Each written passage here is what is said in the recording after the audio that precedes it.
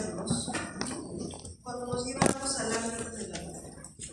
No, porque nosotros estamos rodeados de microorganismos, es más, convivimos con ellos, ¿no? Tenemos una microbiota en piel, una microbiota en canto gastrointestinal, una microbiota en cavidad oral, que están ahí por alguna razón, o sea, no es que sean contaminantes, sino que puede haber un rol importante, ¿no? Y eso ha hecho que en estos últimos tiempos, por ejemplo, haya investigación, hay grupos de investigadores trabajando en temas de microbiota en diferentes partes del cuerpo humano, porque están encontrando asociaciones de esa microbiota con la aparición de ciertas enfermedades. ¿Por qué? Porque todos nacemos con una microbiota que a través del tiempo va cambiando, ¿no? Entonces la microbiota de neonatos, por ejemplo, es la de un adulto. ¿Por qué va cambiando? Como consecuencia del metabolismo microbiano, que directamente está asociado al estilo de vida, en el caso de un organismo superior. En el caso de las bacterias, el metabolismo microbiano nos permite a nosotros poder conocer un poco más de sus características fisicoquímicas para poder caracterizarlas, identificarlas, ¿no? La semana pasada ustedes vieron temas de nutrición microbiana. Vieron que por el tipo de nutrición uno podía clasificar a los organismos. Pero esa nutrición es una parte, o sea, los nutrientes, cómo los aprovecho. ¿Cuál es el fin de esos nutrientes? ¿No? Que esos nutrientes van a ser parte de un conjunto de reacciones químicas que se dan dentro de la célula microbiana con el objetivo de obtener energía. En donde esa moneda de energía es el adenosín trifosfato. Entonces dicen, la moneda energética para un organismo vivo es el adenosín trifosfato. Esto es válido para organismos superiores como para organismos inferiores o menos evolucionados, dentro de los cuales estamos las bacterias, ¿no? Pero ¿para qué se obtiene esa energía? ¿No? Para realizar, en el caso de las bacterias, poder obtener sustancias precursoras que después van a ser utilizadas para sintetizar componentes macromoleculares. ¿Qué componentes macromoleculares? ¿Qué tendría que sintetizar la bacteria para mantener su estructura? ¿Proteína? ¿Qué tendría que sintetizar? ¿Qué componentes estructurales hemos visto en el curso?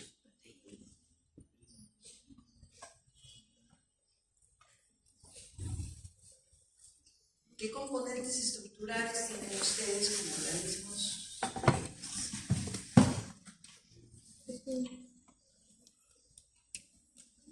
¿Alguien tiene una idea? ¿Proteína? ¿Qué pasa si no nos alimentamos? ¿Por qué nos tenemos que alimentar?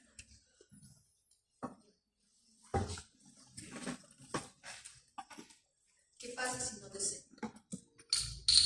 Yo llegaba y los encontraba dormidos, y con razón, ¿no? Porque no hay glucosa en el cerebro.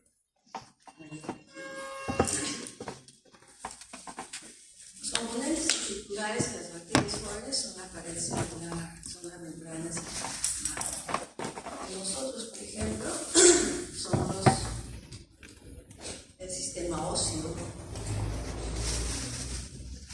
toda la estructura que está ligada al sistema óseo, que es la masa muscular. ¿Qué pasa si ustedes no ingestan, por ejemplo, proteínas? Irían perdiendo esa masa muscular. ¿Y en qué devendría eso? ¿En qué tendrían dificultades de movimiento? No sé lo que le pasa al adulto mayor. Uno llega a cierta edad y como consecuencia de la senescencia va perdiendo masa muscular si es que no está ejercitando el cuerpo. Las bacterias igual, si no se nutrieran, van perdiendo esa capacidad de síntesis. Y claro, como son organismos menos evolucionados, pues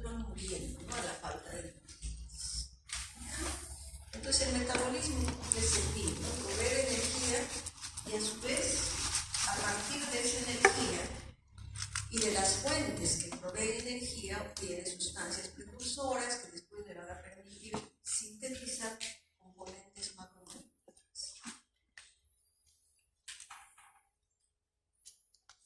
Entonces, cuando se habla del esquema general del metabolismo, nosotros tenemos por un lado los nutrientes, que es lo que ustedes vieron la semana pasada, en donde había que ver cuáles eran las fuentes para obtener carbono, las fuentes para obtener energía, y que cuando los microorganismos pues hacen que estos nutrientes provean energía y provean fuentes de carbono, se va realizando una serie de reacciones químicas de degradación a las que se les llama catabolismo.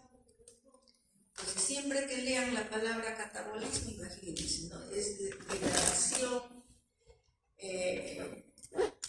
obtención a partir de fuentes de pronto muy complejas, llegará a estructuras más elementales, ¿no? Como el carbono, como el nitrógeno.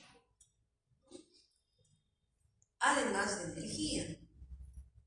Y cuando la bacteria, ¿no?, está en el proceso de duplicación, entra a lo que es el anabolismo. El anabolismo tiene que ver con todas las reacciones que se van dando para sintetizar elementos estructurales. ¿Qué elementos estructurales? La pared celular, la membrana plasmática, las membranas laminas, los flagelos, los pines, todos esos son componentes estructurales, la cápsula. Esos son los componentes de la estructura que se van sintetizando. ¿Pero en qué momento se van sintetizando? Cuando la bacteria está duplicándose, cuando está reproduciéndose. Entonces una célula madre, por ejemplo, entra en anabolismo para que sus dos células hijas tengan las mismas características que tenía ella. Eso es parte del crecimiento biológico, ¿no? Y de la diferenciación también que va a haber de acuerdo a cómo es ese metabolismo, ¿no? Porque todas las bacterias son iguales, hasta lo que ustedes han podido ver, todas son iguales, no son iguales. ¿Y por qué no son iguales?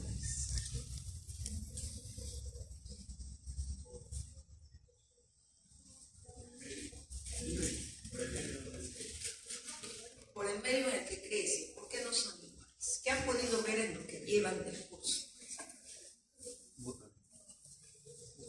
Todas son del mismo color. Todas tienen colonias de la misma forma. No, entonces, todas pertenecen al grupo de bacterias, ¿no? Pero no son iguales. Nosotros somos iguales con organismos superiores. No, ¿por qué no somos iguales?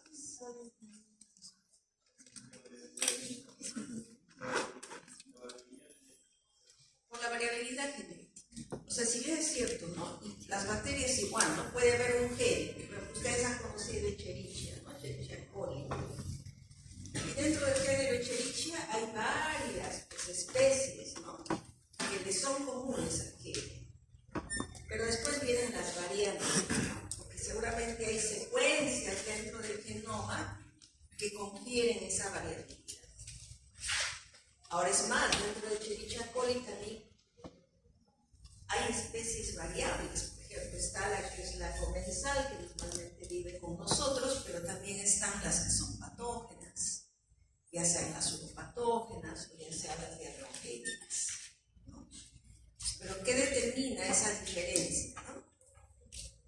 Su variabilidad genética. Entonces, cuando hoy en día se habla, por ejemplo, dice, ¿no?, voy a hacer secuenciación, ¿no?, que están buscando determinar esas fracciones dentro del genoma que realmente nos muestran que esa variabilidad está asociada a ciertas regiones específicas, ¿no?, que son las que varían, que no se conservan. Entonces, a eso se refiere cuando dentro del metabolismo también esa diferenciación está ligada a los componentes nutricios que puede tomar una bacteria. Y entonces también se habla, por ejemplo, de un metabolismo primario y de un metabolismo secundario. Y un metabolismo primario es aquel que guarda relación con todo lo que es vital y necesario para las bacterias. ¿Ya? Entonces, eso es lo que le permite tener lo elemental, que es necesario, sin lo cual no podría centrarse la sobrevivencia.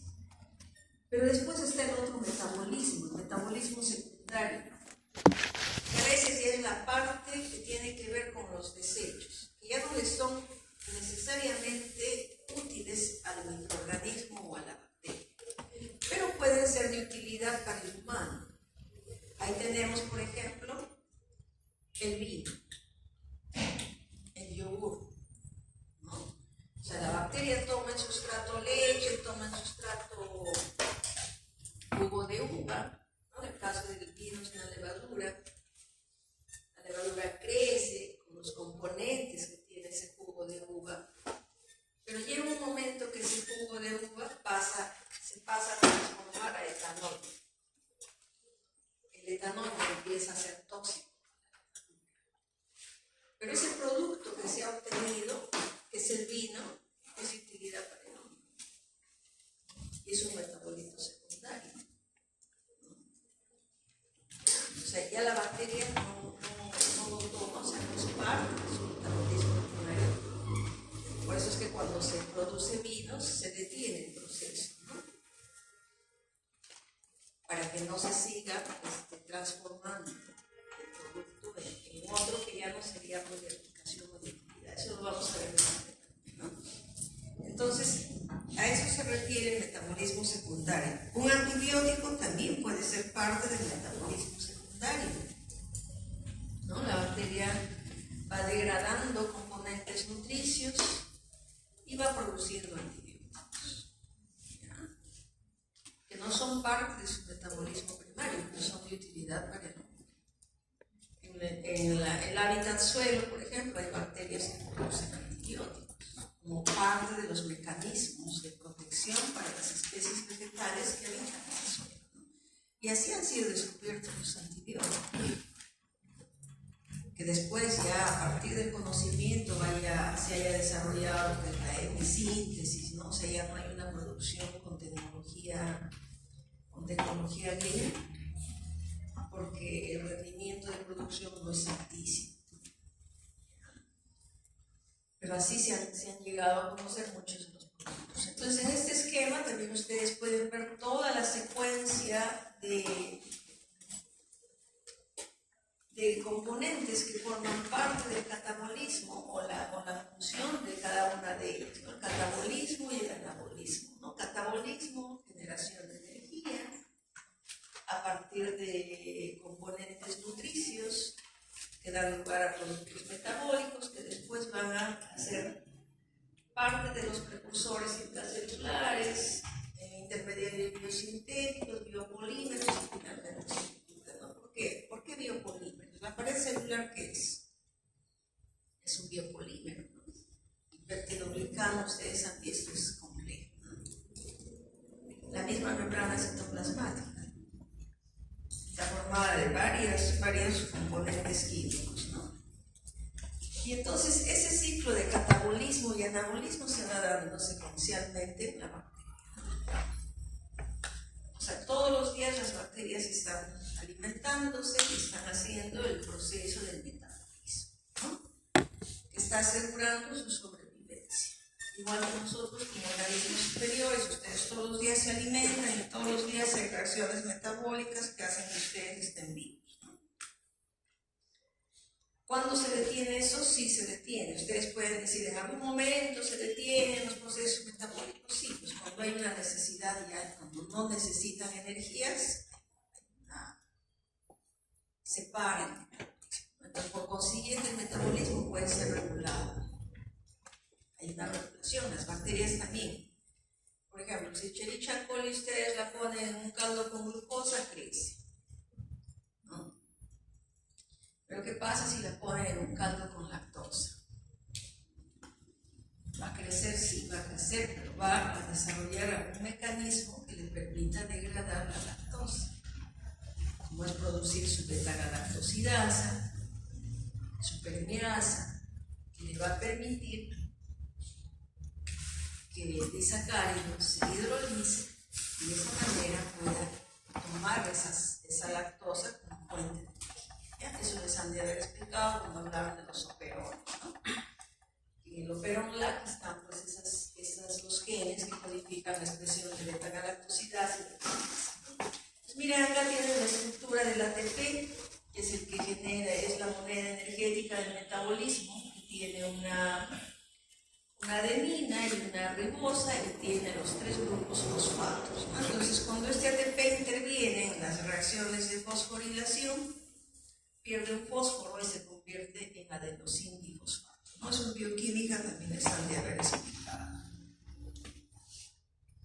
Luego tenemos las enzimas, también son parte importante del metabolismo. Y las enzimas pues tienen la característica de ser catalizadores biológicos que permiten llevar a cabo toda la secuencia de reacciones que forman parte del metabolismo, pero que no se afectan en su estructura, ¿no? O sea, ellas actúan sobre un sustrato específico porque tienen la especificidad del sustrato, forman un complejo, ¿no?, entre el sustrato y la enzima y finalmente dan lugar a los productos, ¿no? Por ejemplo, una hidrolasa, ¿no?, hidroliza. Ayer hablaba en la práctica en la caseína, por ejemplo, ¿no? ¿Cuál sería la enzima que degrada esa caseína, ¿no? ¿Cuál sería la enzima? La caseinasa. Pero como la caseína es una proteína, podríamos decir también que esa caseinasa es una proteasa. ¿Ah? Y en el caso de los lípidos, nosotros ayer hablábamos de que tendría que haber una acción de las lipasas, ¿cierto? Entonces, las enzimas cumplen ese rol, ¿no?, de ayudar a esa degradación de los nutrientes. Y también su acción permite pues diferenciar a las bacterias, ¿no? Después tenemos otro componente que también va a formar parte de las reacciones metabólicas, que es el NAD.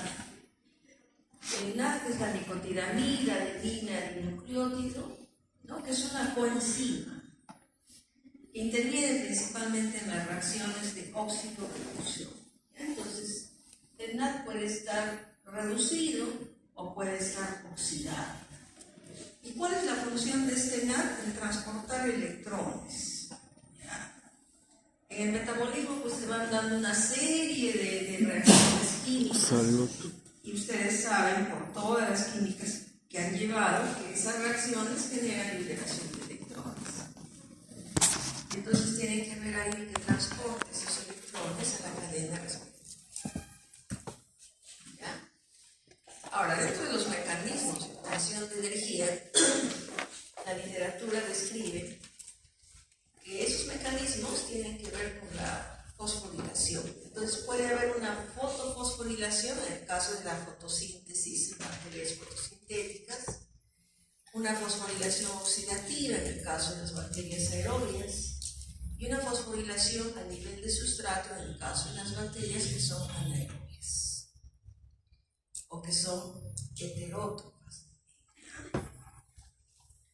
Entonces, ¿qué implica la fosforilación? Que está el componente nutricio, va a interactuar con el ATP, por ejemplo, ¿no? Va a tomar una unidad de fósforo, se va a fosforilar y va a quedar el adenosín difosfato, ¿no?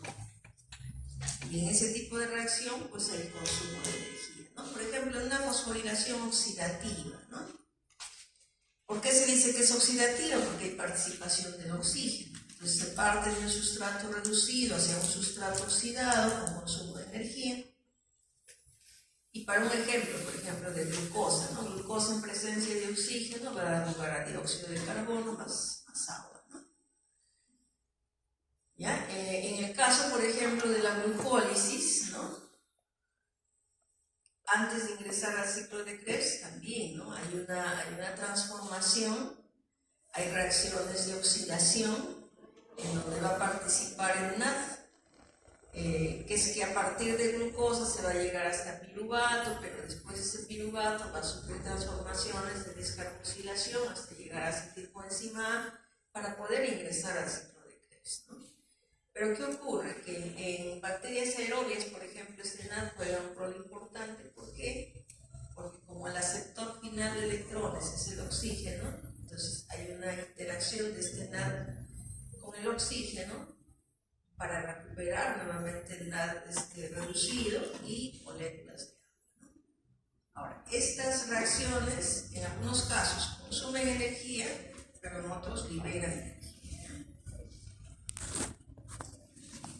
Ahora, ¿cuándo se habla de una fosforilación a nivel de sustrato, ¿no?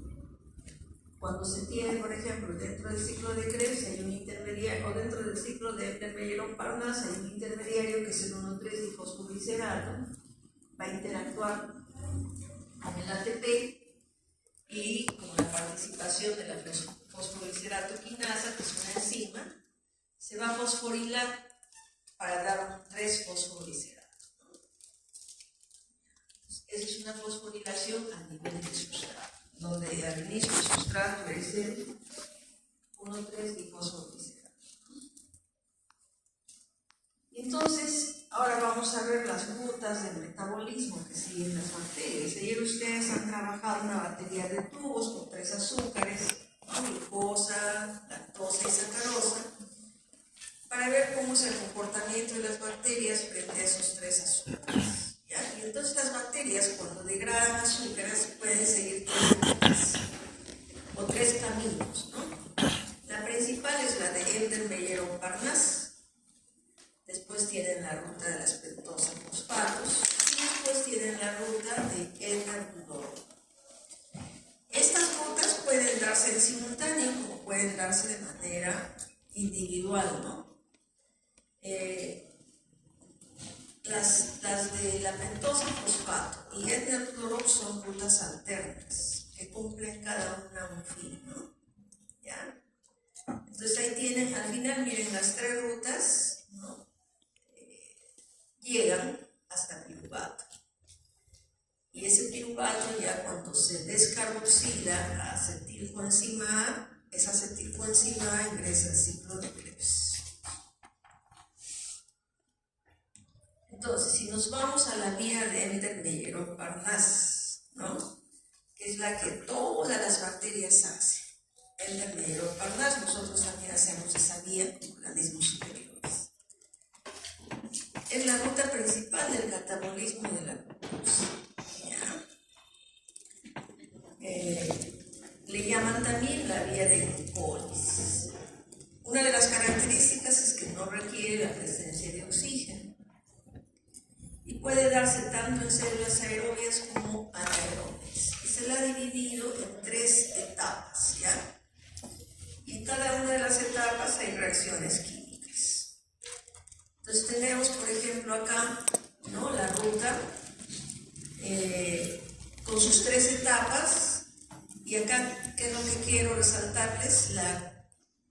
¿Qué tanto produce de energía esta ruta, ¿no? Esta ruta produce 2 moléculas de ATP, 2 de piruvato y 2 de NAD, ¿no? ¿Ya? Ese es su rendimiento en términos de producción de energía. Y entonces, dentro de sus etapas, la etapa 1 es de fosforilación. Entonces, tiene fosforilación a nivel de sustrato. La glucosa, ¿no? Interactúa con el ATP y se transforma en glucosa 6-fosfato, ¿no? Esta glucosa 6-fosfato va a dar lugar a una fructosa, ¿no? 6-fosfato, pues la volverá a fosforilar. La glucosa 6-fosfato, ¿no? Va a dar lugar a interactuar nuevamente con una molécula de ATP y da la fructosa 1,6-difosfato. Y de esa manera llega hasta un metabolito intermediario, que es la fructosa 1,6-difosfato. Este metabolito, ¿por qué le dicen esa importancia dentro de la ruta? Porque a este nivel puede haber una regulación metabólica con participación de las aldolasas. O sea, digamos, la bacteria ya no necesita glucosa y es a este nivel donde las aldolasas intervienen y detienen el ciclo. Por eso es un intermediario de regulación. La segunda etapa es de oxidación, o sea, primero una fosforilación, después hay oxidación. Entonces acá en la oxidación participa el NAD. ¿Hasta qué intermediario llegamos acá? Llegamos hasta un fosfoenol piruvato, que es el que finalmente va a dar lugar al piruvato. ¿Ya? Entonces acá, por ejemplo, ya estamos hablando de una fosforilación oxidativa.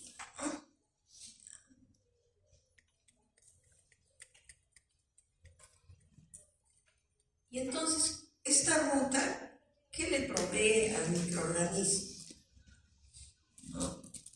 Le provee energía. Si bien es cierto, no tiene un rendimiento alto en producción de energía, pero es la principal forma de metabolizar los azúcares. Ya las bacterias tienen un orden de nutrición también, por ejemplo, ¿no? Lo primero que escogen de un medio de cultivo es el azúcar. Por eso en el medio de cultivo siempre tiene que ir un azúcar, porque es lo más fácil de degradar, ¿no? Después vienen ya los otros componentes nutricios, ¿no?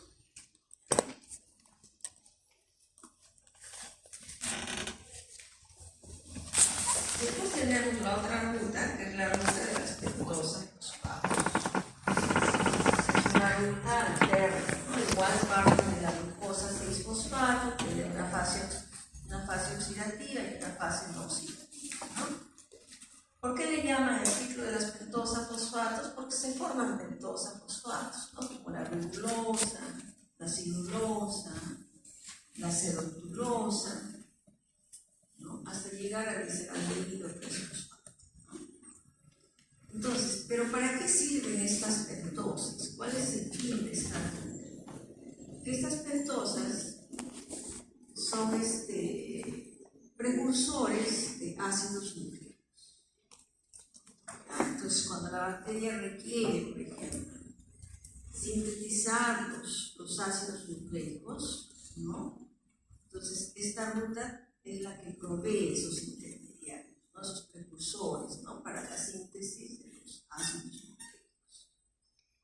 También provee precursores para la síntesis de aminoácidos aromáticos. Entonces, esta es la función de esta ruta, ¿no? Entonces, ¿lo pueden hacer todas las bacterias? Sí. ¿Ya? Entonces, es una ruta alterna, en donde también parte de la glucosa. ¿Ya? Por eso está considerada como una ruta del metabolismo de azúcares. Bueno, entonces, está presente en muchas bacterias esta ruta, ¿no? En la mayoría de eucariotes, estamos hablando de hongos, estamos hablando de levaduras.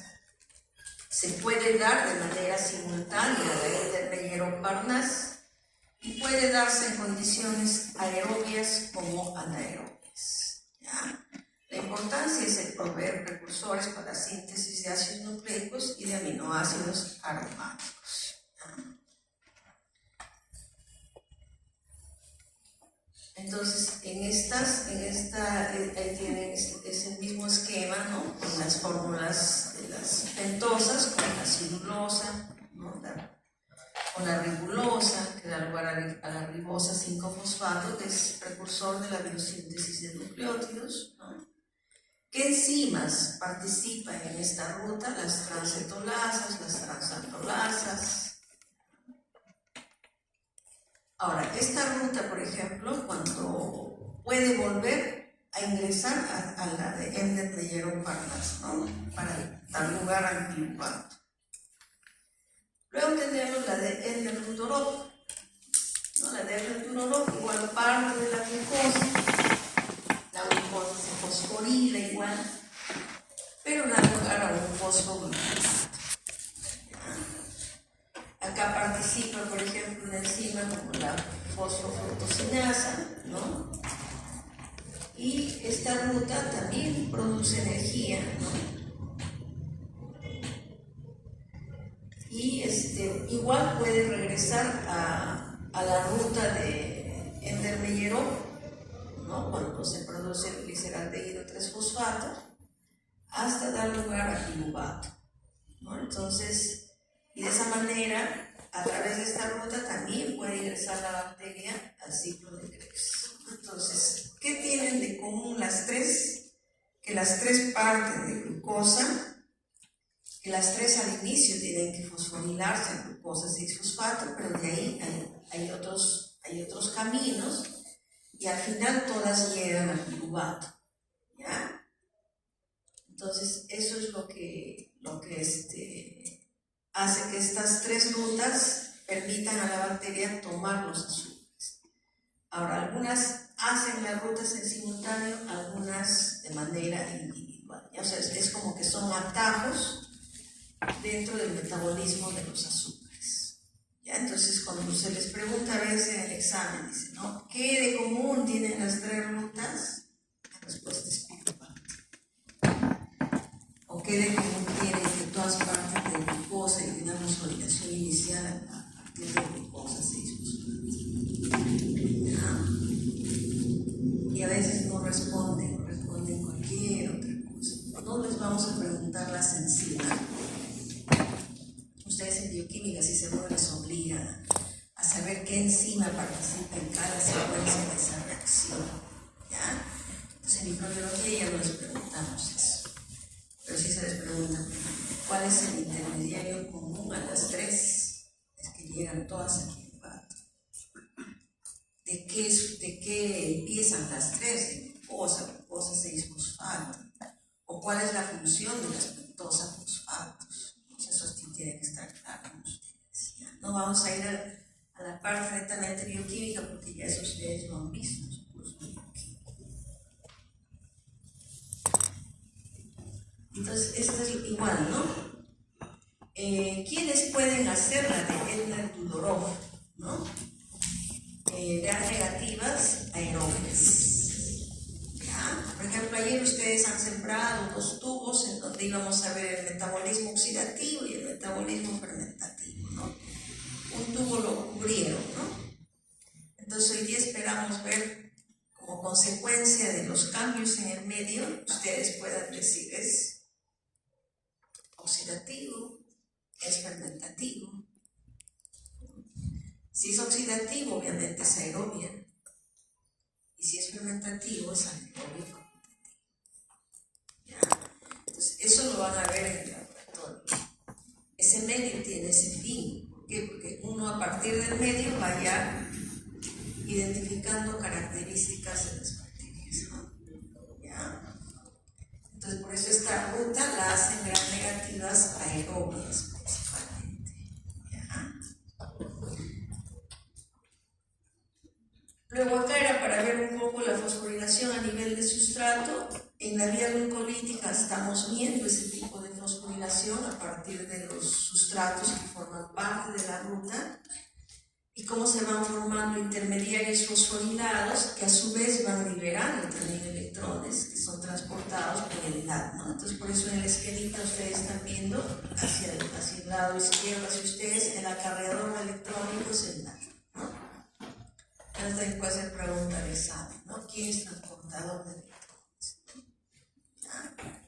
Tiene que estar el concepto, ¿no? Las flavinas también son transportadoras, ¿no? En el caso de los quimioheterótrofos, por ejemplo, ¿no? Que parten de compuestos no necesariamente de origen orgánico, ¿no? Igual se van dando las rutas, ¿no?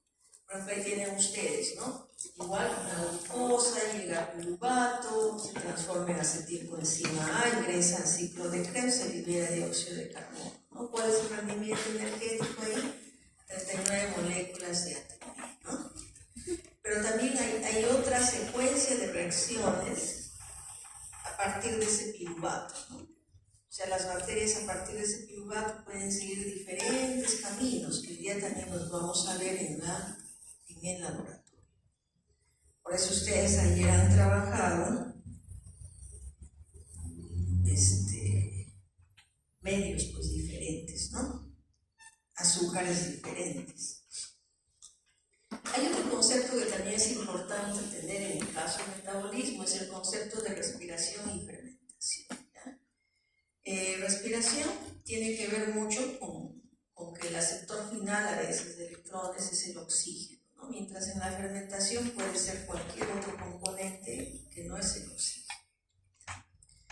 Ahora, en los procesos de respiración hay participación del oxígeno, en los de fermentación debe haber ausencia de oxígeno. ¿Y por qué esto es importante? Porque el piruvato llega y después se transforma, ¿no? Se transforma en diferentes componentes, de acuerdo al género de bacterias, ¿no? Entonces tenemos, por ejemplo, ¿qué es la fermentación? ¿No? La fermentación dicen que es la oxidación parcial de un compuesto orgánico, ¿no? Utilizando intermediarios orgánicos como aceptadores y donadores de electrones en ausencia de oxígeno, ¿no? Entonces, esa es una característica de la fermentación, ¿no? Ausencia de oxígeno, ¿no? O sea, no debe estar presente en la fermentación el oxígeno. Entonces, ¿cuáles son las características generales de la fermentación? ¿Dónde se realiza? ¿En qué condiciones? Si decimos que en ausencia de oxígeno, automáticamente estoy asumiendo que es en condiciones anaerobias, ¿no? Porque anaerobio quiere decir sin oxígeno, ¿no? El prefijo an está diciendo sin. Si aerobio es presencia de oxígeno, cuando le pongo anaerobio sin oxígeno, ¿ya? Entonces, condiciones anaeróbicas. Localización, ¿dónde se dan esos procesos? Y todo el metabolismo en sí, ¿dónde se da? En el citoplasma. ¿Ya? Todo el metabolismo se da en el citoplasma. ¿Quién es el aceptor final de electrones en una fermentación? Un compuesto orgánico. ¿Ya? ¿Cómo es la ganancia energética, ¿no? La ganancia energética en una fermentación es baja. ¿Por qué? Porque la energía que necesita el microorganismo lo ha obtenido ya en la primera parte, ¿no? La vía glucolítica, y la fermentación es como que ya son las rutas finales de ese metabolismo de ese azúcar, ¿no? Entonces, si nos vamos a la producción de energía, la ganancia energética es muy baja en el proceso de fermentación. ¿Cómo se obtiene la energía en una fermentación? A partir de la fosforilación a nivel de sustrato. Porque la parte inicial es la vía glucolítica, ¿no? En algunos casos, esta fermentación no requiere sistema de transporte de electrones, o sea, ahí ya no se requiere sistema de transporte de electrones. Pero hay algunas especies, como el caso de Lipius oxígenes, o Prevotella ruminícola, que es una bacteria que emite el rumen denominado vacuno, en ese caso sí, ¿no? Ya. Después, ¿quién es el intermediario importante para que se dé una fermentación? El piruvato. ¿Permite la regeneración y reducción de NAD? Sí. ¿Ya? Entonces, miren, estas características no se olviden, ¿no? Y cuando estudien, fijen eso, ¿no? Porque por ahí pueden ir las preguntas, ¿ya? O sea, no se les va a pedir, por ejemplo, hagan toda la ruta de vía glucolítica. Imposible. O sea, no se alucinen con aprender de qué pasa de glucosa 6-fosfato, no, eso es bioquímica, ¿ya? Pero yo sí les puedo preguntar dónde se da la fermentación de una bacteria. Ustedes me dicen en el citoplasma, ya tienen su producción. ¿Ya? Y para cada curso hay que saber cómo estudiar, chicos. Y entonces, miren, la fermentación, después que la bacteria llega al ácido pirúvico, va a seguir múltiples rutas de condiciones anaerobias, ¿ya? Y cada ruta nos va a llevar a un producto final. Muchas veces esos productos finales son de utilidad para el humano, ¿ya? Tenemos, por ejemplo, acá el piruvato. Llegué por vía glucolítica piruvato. ¿Y de ahí qué va a pasar? Viene la fermentación. Entonces, si yo, ese piruvato, esa vía glucolítica, la he hecho una levadura y sigue la fermentación alcohólica, yo voy a llegar a etanol dióxido de carbono. Entonces, ¿quiénes hacen esta ruta? Principalmente las levaduras, pero hay algunas bacterias que también hacen esta ruta. ¿Ya? Entonces, ¿cuál es el producto de la fermentación? El etanol y el dióxido de carbono. Ahí tenemos caso de cerveza, caso de vino. ¿Ya? Entonces, el producto final es de interés para el humano, ya no es para la bacteria.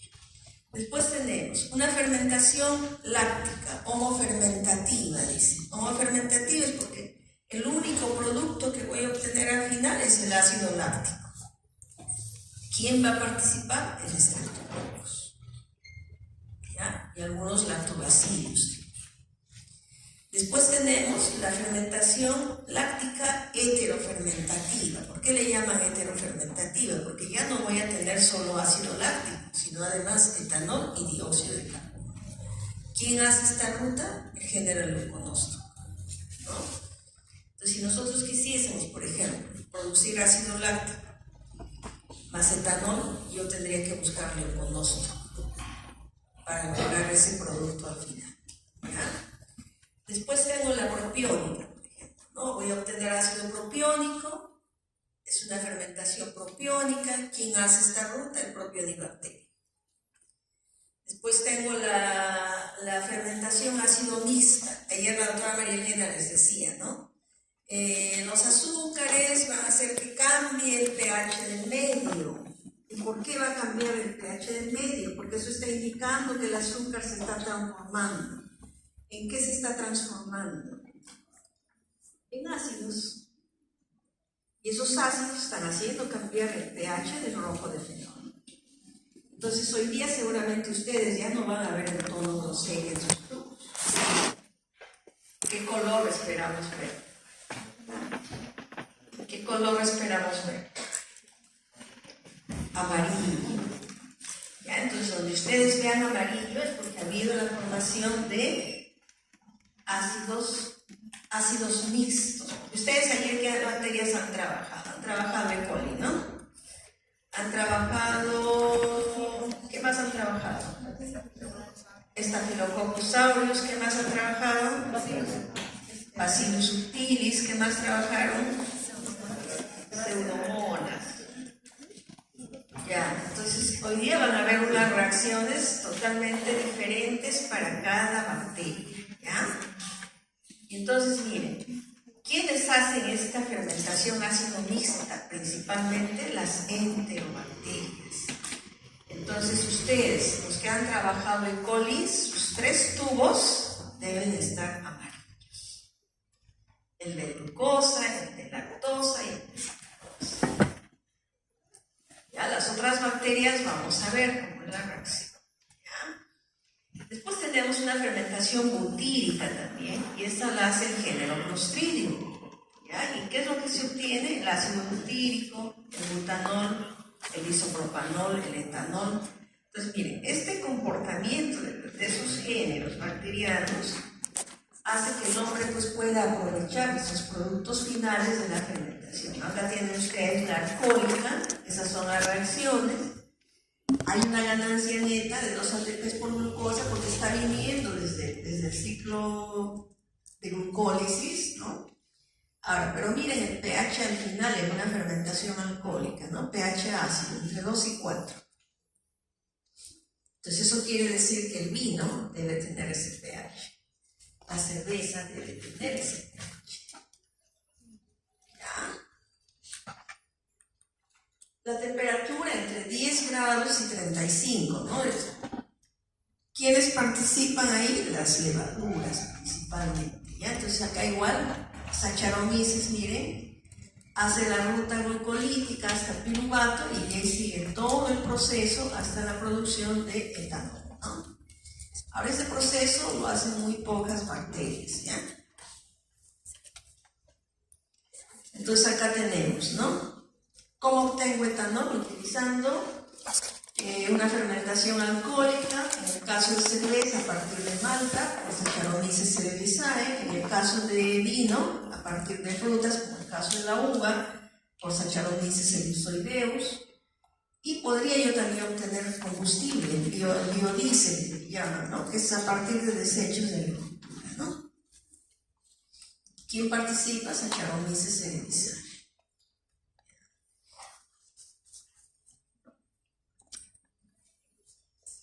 Y ahí tienen, ¿no? Dentro de los fermentadores alcohólicos están Saccharomyces, puede participar Aspergillus también, y dentro de las bacterias Pseudomonas. Ahora, ¿dónde encuentran a Pseudomonas? En el hábitat suelo. Fermentación homoláctica, ¿no? Tenemos lactobacillus, igual hace el ciclo de la vida de glucolítica y llega hasta ácido pirúvico, y de ahí ese ácido pirúvico se transforma en ácido láctico. ¿Quiénes hacen esto? Streptococcus, Pediococcus y varios grupos de lactobacillus. Esto es lo que ha hecho que en estos tiempos las bacterias BAL, que les llaman, las bacterias ácido-lácticas, han cobrado importancia, porque pues están siendo utilizadas, por ejemplo, en preservación de alimentos, ¿no? Están siendo utilizadas también como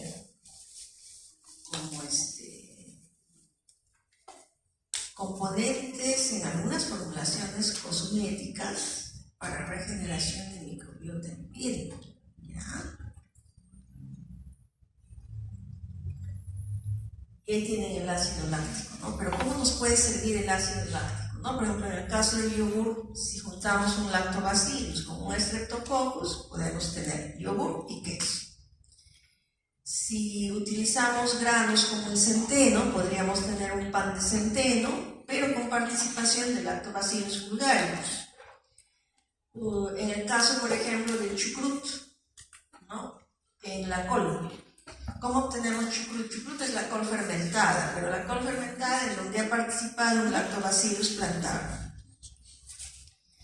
Y en el caso, por ejemplo, de salchichas, utilizando Pediococcus, se puede tener, la salchicha también es un producto fermentado por Pediococcus a partir de carne, ¿no? ¿Ya? Pues esa es la aplicación, miren, de estos procesos de fermentación. ¿Quiénes hacen fermentación láctica? Lactobacillus y Streptococcus. Después tenemos la fermentación heteroláctica, en donde además de ácido láctico se puede tener etanol. Ahí tenemos que participa principalmente el género Leuconosto y algunas especies de Lactobacillus.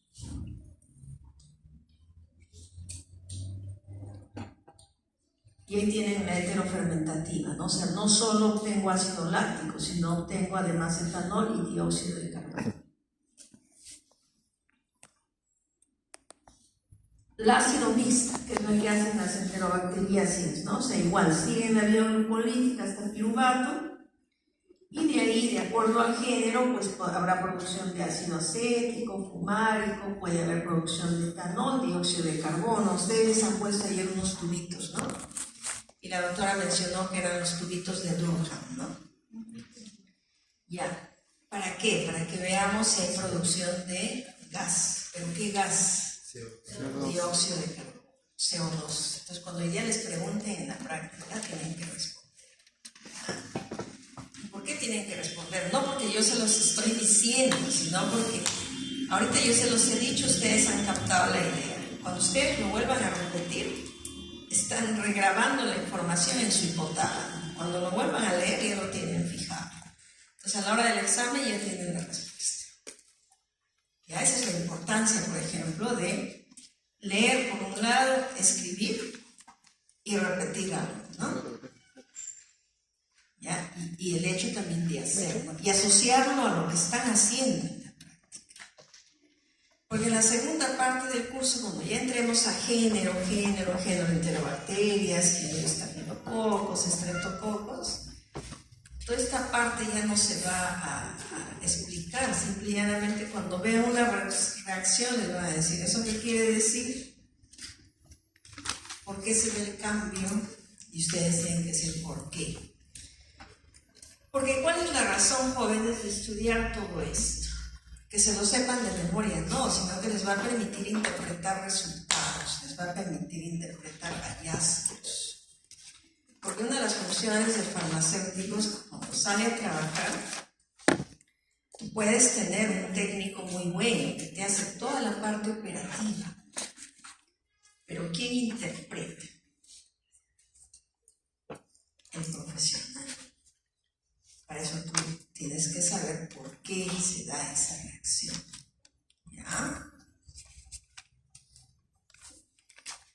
tenemos en la ácido mixta, miren, de acuerdo al tipo de bacterias, pues vamos viendo, ¿no? Qué tipo de productos se van formando, ¿no? O sea, del piruvato puede haber producción de acetoína y ahí tenemos un aerobacter, ¿no? Que llega hasta butanodiol. ¿Ya? Puede haber producción de ácido fórmico, de acetato. Entonces, ¿quiénes dan este tipo de reacciones? Las enterobacterias, las negativas principalmente, bacilos flagelados, algunos aerobios facultativos, que no sean esporulados y que habiten el intestino, ¿no?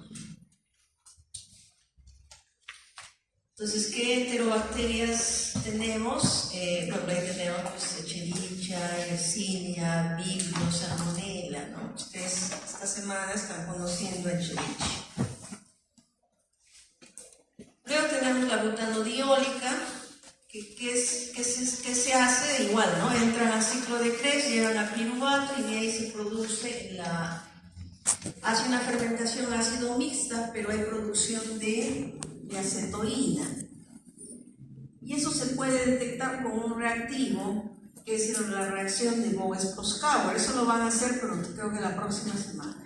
¿Ya? Para que vean que hay producción de acetoína y eso es una fermentación butanodiol. Entonces, ¿qué bacterias participan en esto o pueden hacer este tipo de reacción? Enterobacter aerógenes, Serratia marcescens, Erwinia. ¿Ya? Serratia ya la conocen. Luego en la propiónica, por ejemplo, igual, ¿no?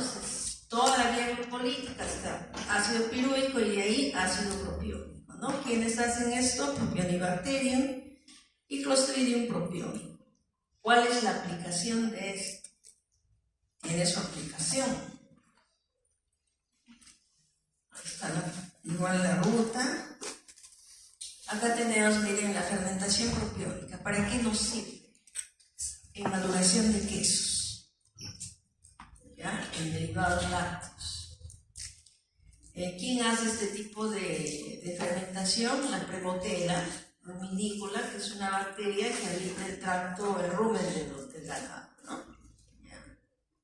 Entonces, esos quesos fermentados, por ejemplo, son quesos de olores muy fuertes, ¿no? Pero también de sabores, bueno, para que le guste el queso, de sabores muy agradables, ¿no?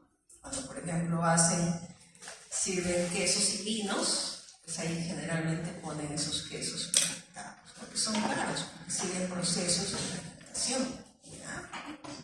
Esos quesos, si ustedes los quisieran conocer, tendrían que irse pues a Vivanda, ¿no? A Wong, eso no está en los supermercados populosos, ¿no? Ya, porque son carísimos. Sí, sí hay que decir, jóvenes.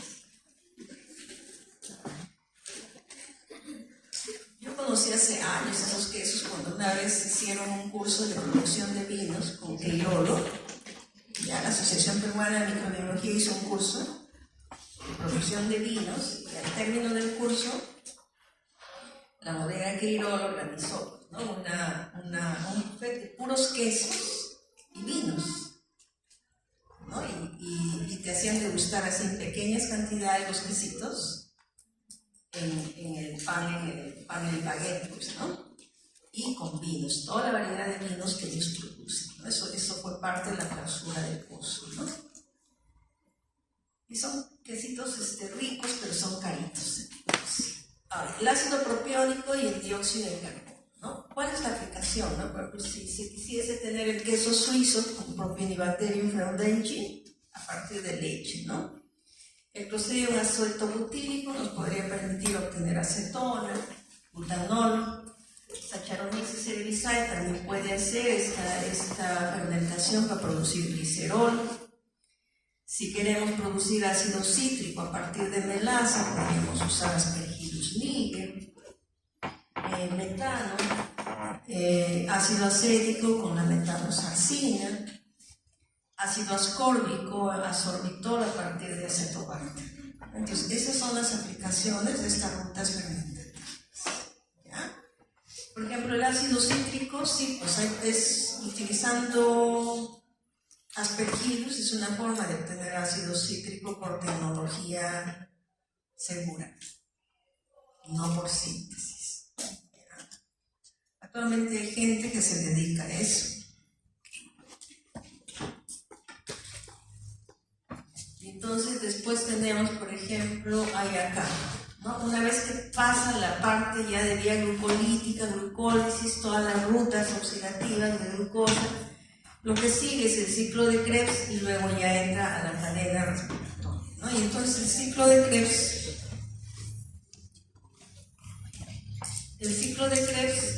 es este, ¿no? Es el ciclo del ácido cítrico, ¿no? En donde se van formando una serie de componentes o de compuestos intermedios. Pero ¿cómo entra la glucosa al ciclo de Krebs? El piruvato se descarboxila a acetilcoenzima A y entra al ciclo de Krebs, ¿no? Y se van transformando en diferentes componentes, ¿no? Y estos componentes pues son precursores de otras moléculas después, ¿no? Pero como también se van dando reacciones químicas en cada aparición de la acetilcoenzima A que se va transformando, ¿no? Hasta tener finalmente dióxido de carbono, se van liberando electrones. Entonces, por eso en esta etapa, más que consumirse energía, hay una mejor eficiencia de producción de energía, ¿ya? Acá tenemos, por ejemplo, ¿cuál es la función de este ciclo de Krebs o de los ácidos tricarboxílicos? Que es el principal generador de ATP. Ya se puede tener hasta 39 moléculas de ATP. Actúa como la ruta en la cual hay una oxidación completa, ¿no? De aminoácidos, ácidos grasos, hidratos de carbono. O sea, todos los componentes nutricios al final ingresan al ciclo de Krebs. Y entonces, ¿cuál es la bondad de este ciclo? Que también provee intermediarios como el alfa-cetoglutarato, el succinil, el oxalacetato. ¿Para qué son esos intermediarios? Para sintetizar líquidos, aminoácidos, purinas, pirimidines. Y entonces por eso se dice que este ciclo tiene una naturaleza anabólica.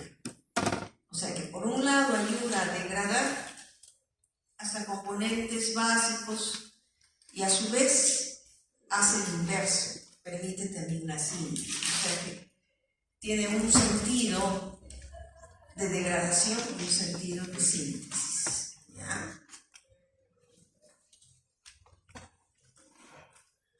Entonces, después de que termina el ciclo de Krebs, por ejemplo, todos los electrones que se van produciendo entran a la cadena respiratoria, ¿no?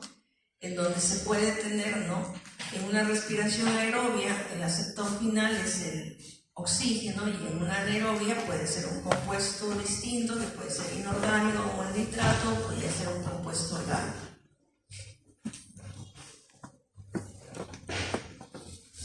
Y eso se va dando así. ¿Quiénes participan? ¿Esto a qué nivel se da? A nivel de la membrana citoplasmática, ¿ya? Y entonces hay pues transportadores de electrones, dentro de los cuales está el NAD, pero también están los citocromos, también están las flavinas, ¿ya? Entonces, en el caso de las bacterias aerobias, por ejemplo, están los citocromos, ¿no? Entonces, acá tenemos, ¿no? ¿Cuáles son los transportadores de electrones? Proteínas, ¿no? Como el NAD, ¿no? Flavoproteínas, proteínas de hierro, azufre, citocromos. Y también tenemos las no proteicas, dentro de ellas tenemos a las quinonas, ¿no? Que transfieren los electrones a los iones hidrógeno, ¿no? Y entonces ahí tienen, ¿no? A nivel de la membrana citoplasmática se está dando ese transporte, ¿no? Dentro de la respiración aeróbica, ¿ya? Entonces, ¿dónde vamos a encontrar citocromos, por ejemplo, en las bacterias aeróbicas?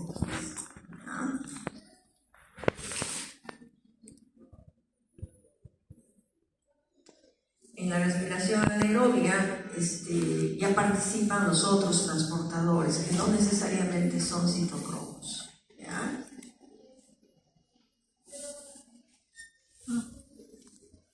Entonces, si nosotros queremos, por ejemplo, ver el rendimiento de producción de energía, ¿no? Vamos a ver que la glucólisis nos produce 2 moléculas de ATP, la descarboxilación del piruvato, 6 moléculas de ATP, el ciclo de Krebs nos produce 22 moléculas de ATP en total. Todo el proceso metabólico estaría dando una producción de 38 moléculas de ATP por molécula de glucosa oxidada. ¿Ya? Entonces, ¿quién es el más eficaz, digamos, en producción de energía? El ciclo de Krebs. Eso también puede ser pregunta de examen. Ahora, en los fotótrofos, la energía química es transformada, ¿no? Para formar ATP. ¿Ya? Entonces, hay bacterias fotosintéticas, pero también hay que hacen este proceso, ¿no? De fotosíntesis oxigénica, no oxigénica, por ejemplo, las cianobacterias, las bacterias púrpuras, las bacterias verdes, ¿no? Que obtienen su energía de la energía lumínica, ¿no? O sea, son como las plantas, toman la energía lumínica y la transforman en ATP, ¿ya? Estas bacterias principalmente son de hábitats acuáticos, ¿no?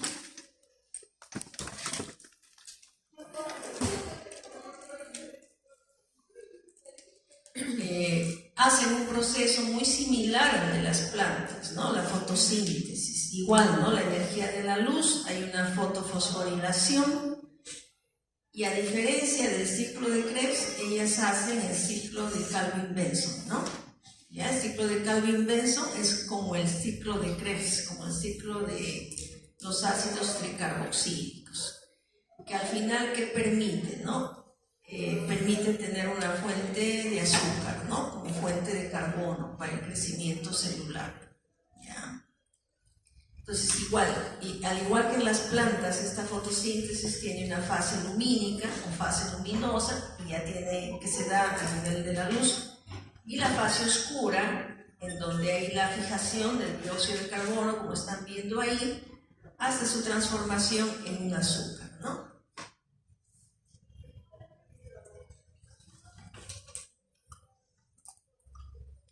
Ahora, ¿qué pigmentos intervienen en la fotosíntesis? Pues la clorofila, la bacterioclorofila, al igual que en las plantas, el pigmento jóvenes es el que permite, pues, fijar la energía lumínica, ¿no?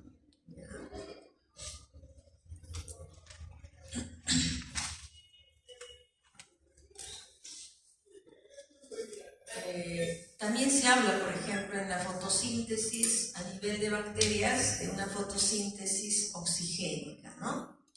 En donde hay un donador de electrones, que es el agua, y el aceptor es una coenzima oxidada, ¿no? Entonces, ¿qué coenzima puede intervenir acá? Igual, ¿no? Puede intervenir citocromos, ¿no? Y de esa manera también se va dando una fosforilación que no es parte de un ciclo, ¿no? Por eso le llaman acíclica. Y luego también tiene una fosforilación cíclica, ¿no? Que se da en la anoxigénica, ¿no? Ya, o sea que es en la parte ya no lumínica, ¿no?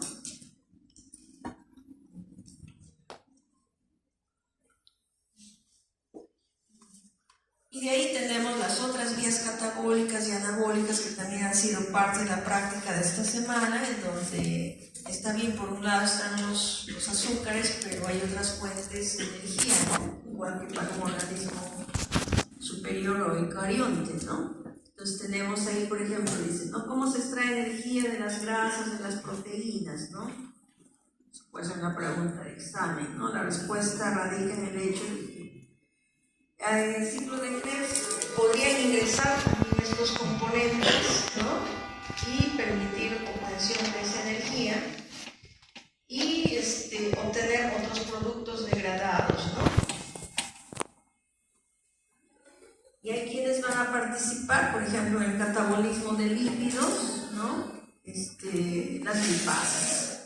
Ahora dice, existe una regla, ¿no? Que rige la utilización, por ejemplo. Primero son azúcares, después son grasas, y al último son proteínas. Cuando ya la bacteria no tiene fuente de azúcares, fuente de grasas, irá en contra de sí misma, empieza a consumir sus proteínas. Eso es lo que ocurre en el organismo superior, ¿no? Por eso se dice, por ejemplo, que no se puede alterar, ¿no?, el metabolismo, ¿no? Por eso cuando hablan de esas dietas que a veces aparecen, ¿no?, dicen, no, cero azúcares, ¿no? Y vas a perder peso porque el cuerpo va a empezar a degradar las grasas, ¿no? No necesariamente es así. Ustedes como bioquímicos saben que no necesariamente es así. ¿Ya? Entonces tiene que haber siempre una fuente de calorías, una fuente de energía. No se puede desbalancear el metabolismo, igual las bacterias, ¿no? O sea, tienen capacidad de degradar lípidos, pero no todas. Entonces siempre su fuente de azúcares es necesaria, ¿ya? Ahora, que las grasas permiten obtener más rápidamente energía, sí, pero siempre y cuando la bacteria tenga lipasas, ¿ya? Entonces, ¿qué va a ocurrir con las lipasas? Van a actuar sobre la grasa, ¿no? Y la van a llevar a el triglicérido, gracias a la lipasa, va a ir a una glicerina más un ácido graso, ¿no? Eso hoy día ustedes lo van a ver en la placa que les pusieron margarina. Ahí vamos a ver si se obtuvo o no glicerina, ¿ya? Entonces ahí van a hacer una reacción de color que debe evidenciar que ha habido la producción de glicerina, siempre y cuando su bacteria tuviese esa capacidad. ¿Qué bacteria tiene esa capacidad? Pseudomonas aeruginosa. ¿Ya? Pseudomonas aeruginosa tiene esa capacidad de producción de lipasas. ¿Qué otro microorganismo tiene esa capacidad? Los hongos, ¿ya? Aspergillus, por ejemplo. Ustedes saben, hoy en día los detergentes tienen enzimas, ¿no? Cuando la propaganda dice, ¿no?, tiene unos gránulos de colores. Esas son las enzimas. ¿Pero qué enzimas? Hay lipasas y proteasas. Y por eso es que se debe usar guantes cuando uno manipula el detergente, porque si no van perdiendo la huella digital. Ahora, esas lipasas y proteasas, ¿de dónde las obtiene? Por producción de hongos. Son los hongos los que producen esas enzimas. Ustedes buscan las patentes de cómo vienen esas enzimas, son producidas por hongos, ¿ya? Por eso es que con el detergente hay que tener mucho cuidado. No es solo el detergente, tiene otros componentes que son enzimas. Por eso la bondad dice, ¿no?, arrasa con la suciedad gracias a las enzimas. ¿Ya? Entonces miren, ¿no?, la glicerina, con la glicerina quinasa puede dar lugar a una glicerina fosfato, ¿no? Liberación de esa glicerina 3-fosfato con participación del NAD y participación de la glicerina fosfato deshidrogenasa pasa a una fosfodihidroxiacetona, y esa fosfodihidroxiacetona llega hasta ácido pirúvico, acetilcoenzima A, y de esa manera entra al ciclo de Krebs. ¿Ya? Entonces, una grasa también le puede permitir entrar al ciclo de Krebs. ¿Ya? Entonces el acetilcoenzima formado entra al ciclo de los ácidos tricarboxílicos, ¿no?, dando lugar a una fosforilación oxidativa, y de esa manera hay un rendimiento energético, ¿no? Pero ¿dónde está digamos, el que no todas las especies microbianas degradan lípidos, solo algunas especies? Y ahí tenemos hongos, género Aspergillus, tenemos Staphylococcus, principalmente el patógeno, y Pseudomonas, ¿no? Ya que tienen producción de lipasas. Entonces, Free coli no va a dar esa reacción, ¿ya? Luego tenemos el catabolismo de proteínas, ¿no? Ayer también hemos trabajado, ¿no?, el que tenía leche, ¿no?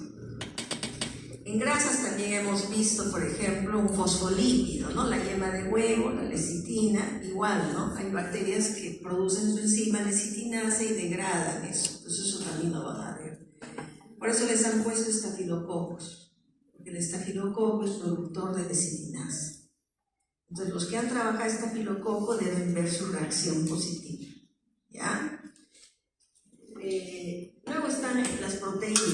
caso de proteínas tenemos la leche, ¿no? Entonces la leche que tiene la caseína, y si la bacteria produce su proteasa o su caseinasa o su caseasa, va a hidrolizar hasta péptidos, ¿no? Esa proteína, y eso lo van a evidenciar ustedes por la formación de un halo clarito alrededor del crecimiento, ¿no? Entonces la proteína pasa péptidos por las proteasas, los péptidos por las peptidasas, aminoácidos. Los aminoácidos se van a degradar y van a ingresar de esa manera al ciclo de los ácidos carboxílicos, y de esa manera también pueden proveer energía. Pero al igual que el caso de las lipasas, no todas las bacterias degradan proteínas, ¿ya? Entonces, ¿qué bacterias degradan proteínas? Los bacilos, por eso les han dado Bacillus subtilis, ya, para que vean la reacción. ¿Quién más degrada? Algunos hongos, Bacillus cereus que les han dado, ¿no? O subtilis. Subtilis y cereus tienen la capacidad de degradar proteínas, principalmente los de la leche, ¿ya?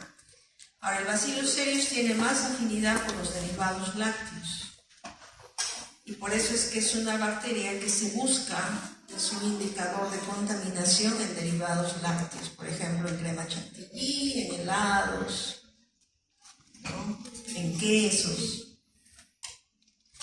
Porque ¿cuál es el problema? Si bien es cierto, no es un patógeno que puede causar gastroenteritis, el problema es su toxina, ya, su toxina emética y su enterotoxina. Entonces se comen un pastelito de crema chantilly y empiezan, ¿no?, con vómitos, náuseas, entonces, porque seguro ahí estuvo metido un Bacillus cereus.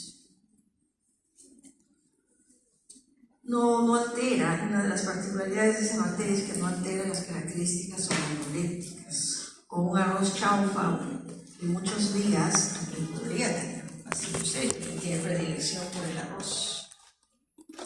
Hay que tener cuidado donde no se habla de una gastroenteritis, porque más se habla de una toxinfección, porque quienes están involucradas en esa respuesta son las toxinas bacterianas, no la forma vegetativa. Entonces, cuando lleguemos a esa parte de las bacterias, vamos a volver a ver esas características, ¿ya?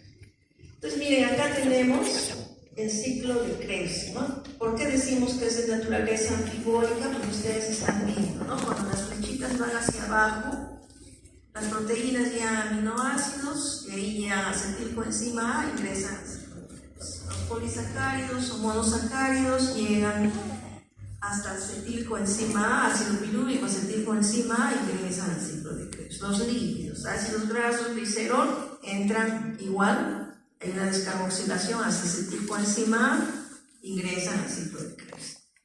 Pero ¿qué va a ocurrir en la ruta inversa? En la ruta inversa igual, los componentes básicos estructurales empiezan a reaccionar y las flechas van en sentido contrario y se permite nuevamente sintetizar lípidos, carbohidratos y proteínas.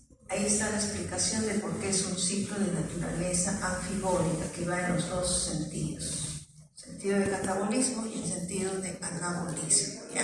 Entonces, cuando se les pregunte por qué el ciclo de Krebs es de naturaleza anfibólica, ya saben la respuesta, ¿ya? Entonces, las claves están dadas. Si se jalan, ya es porque no estuvieron en la clase de teoría, ¿ya? No estuvieron en la clase de teoría. Bien, jóvenes, ahí nos vamos. Creo que esa es la última. No sé, es la última. Ahí nos vamos a quedar. Bueno, nos veo en el laboratorio.